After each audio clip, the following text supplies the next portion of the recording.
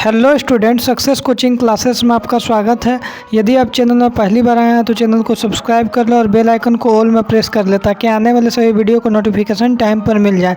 आज हम डिस्कस करने वाले हैं साइंस का क्लास 10th के लिए जो आपका चैप्टर नंबर 2 है, आम्ल, क्षारक और लवण। उसका वेरी इंपॉर्टेंट ऑब्जेक्टिव क्वेश्चन आपको करवाने वाला है। यदि आप भी बोर्ड परीक्षा 2024 में ऑब्जेक्टिव में फुल मार्क्स लाना चाहते हैं तो वीडियो में अंत तक बने रहें। यदि आप चैप्टर 1 का ऑब्जेक्टिव क्वेश्चन और सब्जेक्टिव क्वेश्चन नहीं देखे हैं तो उसका प्लेलिस्ट में जाकर आप देख सकते हैं। यदि आप चैप्टर 1 का टेस्ट भी देना चाहते हैं, ऑनलाइन टेस्ट, तो इस चैनल में जाइएगा और कम्युनिटी टैब में आपको टेस्ट का लिंक मिलेगा। आप जाकर लिंक में दबा के आप टेस्ट दे सकते हैं। इस चैनल पर आपको टेस्ट फ्री में लिया जाता है, आप जाकर टेस्ट दे दीजिएगा। चैप्टर 1 का सबसे पहले आप वीडियो देख लीजिए, उसके बाद आप जाकर टेस्ट भी लगा सकते हैं। अब आते हैं हम चैप्टर नंबर 2 का ऑब्जेक्टिव क्वेश्चन के बारे में डिस्कस करते हैं।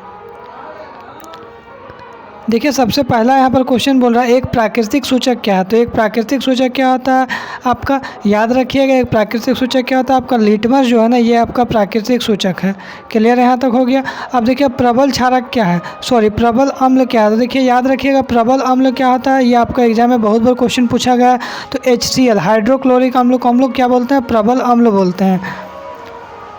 आगे देखिए, यदि आपको प्रबल अम्ल जानिएगा तो आपको ये भी क्वेश्चन एग्जाम में पूछ सकता है कि इनमें से कौन दुर्बल अम्ल है।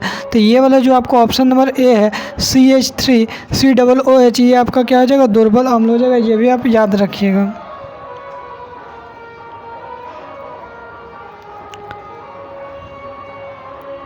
अब आगे देखिए आप, चौथा जो क्वेश्चन है प्रबल क्षारक कौन सा है। तो इसमें से याद रखिएगा प्रबल क्षारक कौन सा है, तो NaOH है, जो सोडियम हाइड्रोक्साइड होता है ना, वो आपका प्रबल क्षारक। ऑप्शन नंबर ए बिल्कुल राइट आंसर हो जाएगा।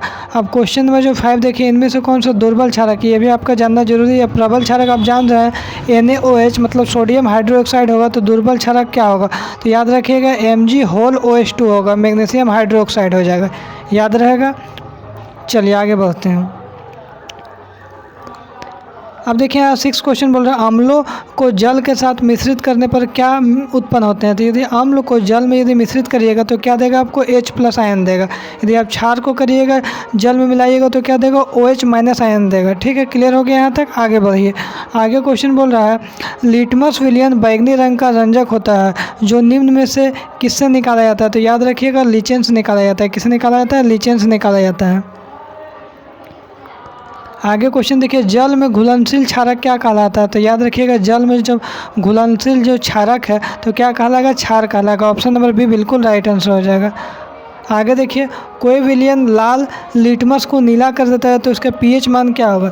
देखिए यहाँ पर बात को थोड़ा सा समझिएगा। यदि कोई नीला लिटमस पत्र को, नीला को क्या करेगा, लाल करेगा, नीला को लाल कर देगा लिटमस पत्र को, तो वो क्या होगा, आपको अम्ल कहलाता है। नीला को क्या करेगा, लाल करेगा, तो वो आपका अम्ल कहलाएगा।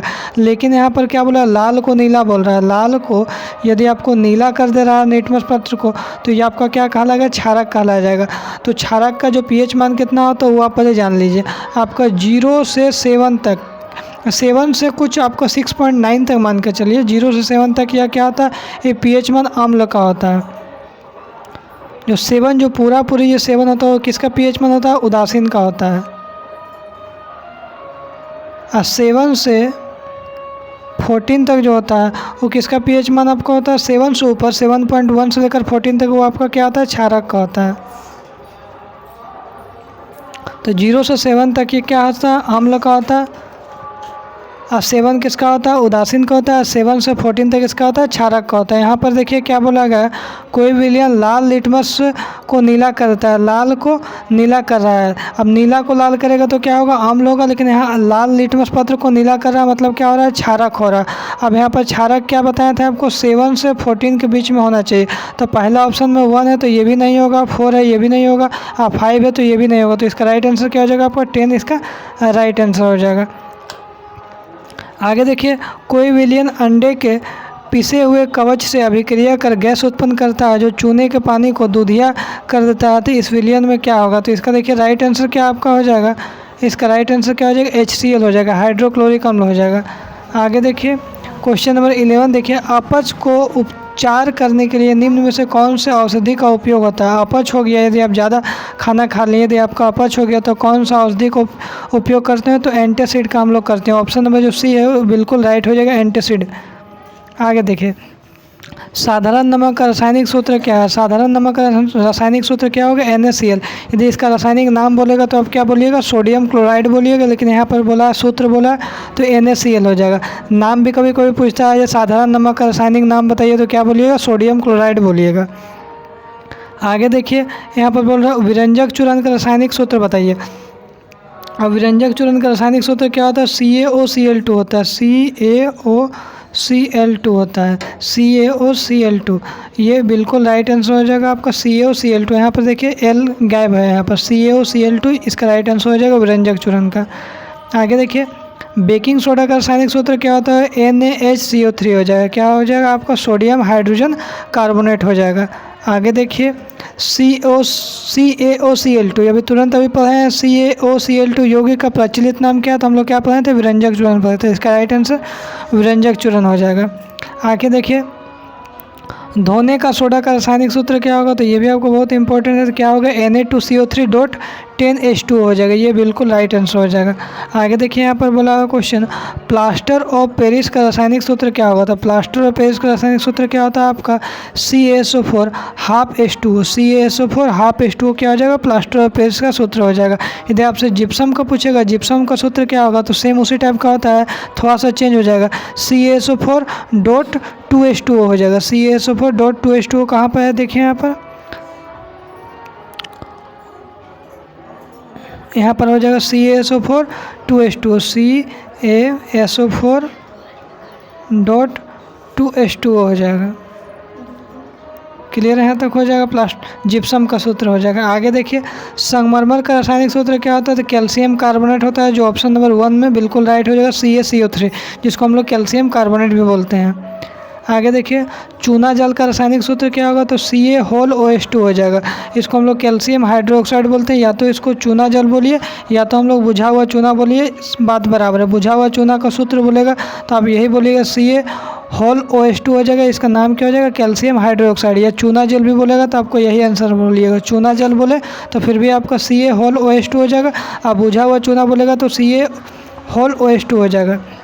लेकिन यदि आपसे बिना वो बुझा हुआ चूना का बोलेगा तो बिना बुझा हुआ चूना का ऑप्शन नंबर ए बिल्कुल राइट हो जाता है। CaO ने कैल्शियम ऑक्साइड बिना बुझा हुआ चूना का सूत्र होता है, लेकिन यहाँ पर हमको बोला चूना जल का बोला, तो इसलिए ऑप्शन नंबर डी बिल्कुल राइट आंसर हो जाएगा। आगे देखिए, ग्लूकोज का आणविक सूत्र क्या होगा? तो ग्लूकोज का आणविक सूत्र क्या हो जाएगा? ऑप्शन नंबर ए बिल्कुल राइट हो जाएगा, C6H12O6 में कार्बन 6 होगा, हाइड्रोजन 12 होगा और ऑक्सीजन 6 हो जाएगा। ऑप्शन नंबर ए बिल्कुल राइट आंसर हो जाएगा आपका। आगे देखिए 22 में चीनी का रासायनिक सूत्र बोलेगा। यदि आपको चीनी का बोलेगा या सुक्रोज भी बोल सकता है, चीनी बोले या सुक्रोज बोले दोनों बात बराबर है, तो इसका राइट आंसर हो जाएगा आपका ऑप्शन नंबर 2, कार्बन 12, हाइड्रोजन 22 और ऑक्सीजन 11 हो जाएगा। ऑप्शन नंबर 2 बिल्कुल राइट आंसर हो जाएगा। आगे देखिए आपको कॉपर सल्फेट या नीला थोथा का रासायनिक सूत्र क्या होगा? तो कॉपर सल्फेट का आपका क्या हो जाएगा? CuSO4.5H2O हो जाएगा, CuSO4.5H2, CuSO4.5H2O इसका राइट आंसर हो जाएगा। आगे देखिए, बेकिंग सोडा निम्न में से किसका मिश्रण होता है? तो याद रखिएगा, जो सोडियम हाइड्रोजन कार्बोनेट और प्लस टार्टरिक अम्ल ये दोनों मिला देते हैं तो क्या बन जाता है? बेकिंग सोडा बन जाएगा। सोडियम हाइड्रोजन कार्बोनेट और टार्टरिक अम्ल मिलाने से बेकिंग सोडा बन जाएगा। ऑप्शन नंबर सी बिल्कुल राइट आंसर हो जाएगा। कपड़ों के व्यंजक के लिए उपयुक्त क्या है? तो कपड़ों के व्यंजक के लिए कौन सा उपयुक्त हो जाएगा आपका? तो बिल्कुल right answer option number A, व्यंजक चूर्ण बिल्कुल राइट आंसर हो जाएगा। आगे देखिए, आपका बेकिंग सोडा और टार्टरिक अम्ल का मिश्रण क्या होता है? अभी तुरंत पढ़े थे, बेकिंग सोडा और टार्टरिक अम्ल का मिश्रण क्या होगा? बेकिंग पाउडर हो जाएगा। आगे देखिए 27, शल्य चिकित्सा में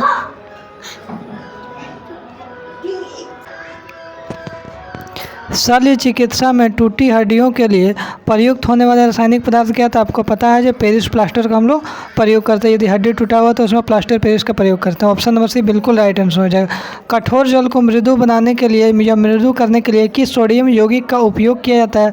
तो इसका राइट आंसर जो आपका हो जाएगा, इसका राइट आंसर आपका क्या हो जाएगा? सोडियम कार्बोनेट डेकाहाइड्रेट इसका बिल्कुल राइट आंसर हो जाएगा। ऑप्शन नंबर ए बिल्कुल राइट आंसर हो जाएगा। आगे देखिए, उस पदार्थ का नाम बताइए जो क्लोरीन से क्रिया करके रंजक चूर्ण बनाता है, तो इसका राइट आंसर जानते हैं आपका क्या हो जाएगा, कैल्शियम हाइड्रोक्साइड हो जाएगा, CaOH2 हो जाएगा। आगे देखिए हम लोग क्वेश्चन बताते हैं, सब क्वेश्चन इंपॉर्टेंट है एग्जाम के लिए। कोई विलियन लाल लिटमस पत्र को नीला करता है, अभी हम तुरंत आपको बताया था लाल लिटमस पत्र को नीला करता है, मतलब क्या होता है, लाल जो है भैया किसको करा, नीला को करा, लिटमस पत्र को। लाल जब नीला करता है तो क्या होता है, क्षारक कहलाता है। लेकिन यदि नीला लाल करेगा, नीला लिटमस पत्र को लाल करेगा तो क्या हो जाएगा आपका, अम्ल हो जाएगा। लेकिन यहाँ पर बोला लाल लिटमस पत्र को नीला कर देगा, जब लाल नीला करेगा तो क्या होगा, क्षारक होगा। और क्षारक का भी हम आपको मान बताए हैं तुरंत, 0 से 7 तक का जब मान रहता है तो अम्ल होता है, पूरी 7 होगा तो आपका उदासीन हो जाएगा, 7 से 14 तक हो जाएगा वो आपका क्षारक हो जाएगा। यही हम आपको बताए थे। आगे देखिए ऑप्शन देखिए, 5 होगा ऑप्शन, बिल्कुल नहीं होगा जी। 11 भी हो जाएगा और 10 भी हो जाएगा, क्योंकि दोनों क्षारक का मान है 7 से ऊपर है। देखिए ऑप्शन नंबर जो डी है ना, ए और बी दोनों बिल्कुल राइट आंसर हो जाएगा ऑप्शन नंबर डी। आगे देखिए, किसी विलियन का pH मान 5 है, अभी तुरंत बताया था, 0 से लेकर 6.9 तक भी यदि रहेगा ना तो आपका क्या अम्ल कहलाएगा। 5 है तो ऑप्शन नंबर 1 बिल्कुल राइट आंसर है। निम्न में से pH मान कौन सा क्षारक विलियन का मान देता है। देखिए अब क्षारक का pH मान क्या 2 होगा, नहीं होगा। 7 तो उदासीन का होता है, 6 तो अम्ल का होगा, लेकिन जो 7 से ऊपर होता है क्या होता है, क्षारक का। तो ऑप्शन नंबर डी बिल्कुल राइट आंसर हो जाएगा। आगे यदि देखिएगा, अम्ल विलियन का pH मान क्या होता है, 7 होता है, 7 से कम होता है, 7 का बराबर होता है, 7 से अधिक होता है। अभी हम आपको तुरंत ही बता के रखे हैं, अम्ल का pH मान क्या होता है, 7 से कम होता है। अम्ल का pH मान क्या होता है, 7 से कम होता है। यदि आपसे पूछ दिया जाए उदासीन का pH मान क्या होता है, भैया पूरी 7 होगा। यदि आपसे पूछ दिया जाए क्षार का pH मान क्या होगा, तो 7 से अधिक होगा। लेकिन हमको अभी क्या पूछा, हमको पूछा अम्ल विलियन पूछा, तो 7 से कम बिल्कुल राइट आंसर हो जाएगा ऑप्शन नंबर बी। अब देखिए आप पूछ ही दिया उदासीन विलियन का pH मान क्या होगा, आपको तुरंत बताया उदासीन का क्या हो जाएगा आपका ऑप्शन नंबर ए बिल्कुल राइट आंसर 7 हो जाएगा। क्षार विलियन का pH मान देखिए फिर पूछ दिया, तो क्षार वाला हम लोग अभी तुरंत पढ़े, 7 से अधिक इसका राइट आंसर हो जाएगा। आगे देखिए, सोडा अम्ल अग्निशामक में NaCO3 के जल विलयन के साथ कौन सा अम्ल मिश्रण होता है, तो इसका राइट आंसर हो जाएगा H2SO4 की, जिसको हम लोग क्या बोलते हैं, सल्फ्यूरिक अम्ल बोलते हैं। सिरका में कौन सा अम्ल पाया जाता है, ये आपको एक क्वेश्चन तो पक्का एग्जाम में पूछता है। सिरका में कौन सा अम्ल पाया जाता है, तो आपको एसिटिक अम्ल पाया जाता है सिरका में। यदि आपसे पूछेगा दूध में कौन सा अम्ल पाया जाता है, तो आपको याद रखिएगा लैक्टिक अम्ल पाया जाता है। यदि आपसे पूछ दिया जाए इमली में कौन सा अम्ल पाया जाता है, तो टार्टरिक अम्ल पाया जाता है। यदि आपसे पूछ दिया जाए जो संतरा में कौन सा अम्ल पाया जाता है, तो सिट्रिक अम्ल पाया जाता है। कुछ भी एक क्वेश्चन पक्का एग्जाम में पूछ सकते हैं। यहाँ पर पूछा सिरका में कौन सा अम्ल पाया जाता है, तो एसिटिक अम्ल पाया जाता है। आगे देखिए, यहाँ पर क्वेश्चन बोला है, नीचे दिए गए प्राकृतिक स्रोत में ऑक्जेलिक अम्ल किसका प्राकृतिक स्रोत है, तो याद रखिए ऑक्जेलिक अम्ल किसका होता है, टमाटर का प्राकृतिक स्रोत होता है। यदि आपसे पूछ दिया जाए जो टार्टरिक अम्ल प्राकृतिक स्रोत क्या होगा, तो उस टाइम आपका आंसर क्या होता है, इमली हो जाएगा। आगे देखिए नेटल का डंक में कौन सा अम्ल पाया जाता है, तो याद रखिएगा मेथनोइक अम्ल जो है नेटल के डंक में पाया जाता है। दूध में क्या पाया जाता है, लैक्टिक अम्ल पाया जाता है। टमाटर में क्या पाया जाता है, टार्टरिक अम्ल पाया जाता है। और जो संतरा हो गया उसमें क्या पाया जाता है, सिट्रिक अम्ल पाया जाता है। यहाँ संतरा में कौन सा अम्ल पाया जाता है, तो अभी तुरंत हम आपको बताया संतरा में आपको सिट्रिक अम्ल पाया जाता है। एसिटिक अम्ल का प्राकृतिक स्रोत किसका आता है, हम तुरंत बताएं तो ऊपर में सिरका में एसिटिक अम्ल पाया जाता है, तो किसका स्रोत हो जाएगा, सिरका का हो जाएगा। टार्टरिक अम्ल किसका स्रोत है, तो टार्टरिक अम्ल किसका भी हम किस में बताए थे, इमली में बताया था टार्टरिक अम्ल। तो यहाँ पर इमली क्या हो जाएगा आपका प्राकृतिक स्रोत हो जाएगा। सिट्रिक अम्ल का प्राकृतिक स्रोत किसका है, सिट्रिक अम्ल। तो सिट्रिक अम्ल किसका यहाँ पर हो जाएगा, बताए थे आपको संतरा में सिट्रिक अम्ल पाया जाता है। तो इसका राइट आंसर क्या हो जाएगा आपका, संतरा हो जाएगा। यदि किसी विलयन के pH का मान 7 हो तो क्या होगा, तो जब जिसका pH मान पूरी 7 होगा तो आपका क्या हो जाएगा, उदासीन हो जाएगा। दांत का कठोरतम भाग क्या कहलाता है, मज्जा गुहा कहलाता है। इसका राइट आंसर ऑप्शन नंबर जो सी है बिल्कुल राइट आंसर हो जाएगा। आगे देखिए, दंत क्षय का कारण क्या होता है, तो बैक्टीरियल संक्रमण के कारण दांत क्षय होता है। आगे देखिए, सोडियम कार्बोनेट क्या है, तो सोडियम कार्बोनेट एक तरह से हम लोग बोल सकते हैं जो ये क्या है, एक क्षारक है। आगे देखिए, निम्न में से कौन सा लवण है, तो निम्न में से कौन सा लवण यहाँ पर हो जाएगा, तो यहाँ पर K2SO4 क्या है, एक लवण है। यहाँ तक आपको 48 क्वेश्चन हो गया। इसके बाद आपको नेक्स्ट वीडियो में इसका पार्ट 2 लेकर आएंगे और भी क्वेश्चन इंपॉर्टेंट क्वेश्चन लेकर आएंगे। फिर मिलते हैं नेक्स्ट वीडियो में। Thank you so much.